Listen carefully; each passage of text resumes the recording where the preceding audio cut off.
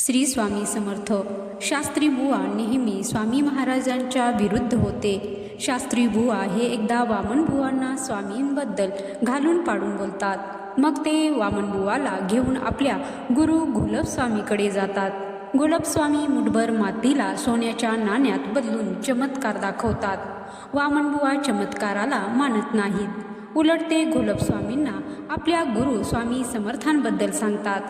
घोलप स्वामी सोन्याचं लालच देऊन तुम्हाला मी आपला शिष्य करू असे म्हणतात. पण वामन बुवा आणि घोलप स्वामी यांच्यात वादविवाद होतो. जाता जाता वामन बुवा सांगून जातात की माझे गुरु येतील तुमची परीक्षा पाहायला. तिकडे शास्त्री बुवा घोलप स्वामींकडे दगड घेऊन याचं सोनं करा अशी विनंती करतात.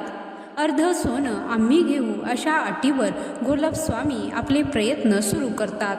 पण काहीही केल्या त्यांना यश मिळत नाही. त्यांना वाटतं की वामन बुवांनी आपली विद्या हिरावली आहे. म्हणून सूड घ्यायला घोलप स्वामी धर्मशाळेत जातात.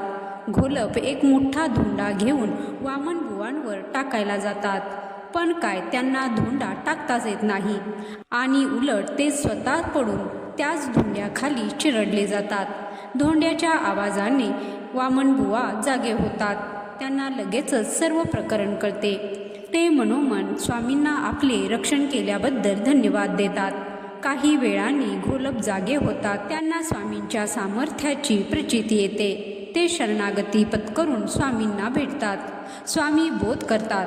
घोलप आपल्या सिद्धीचा उपयोग आपले प्रस्थ वाढवायला करू नये.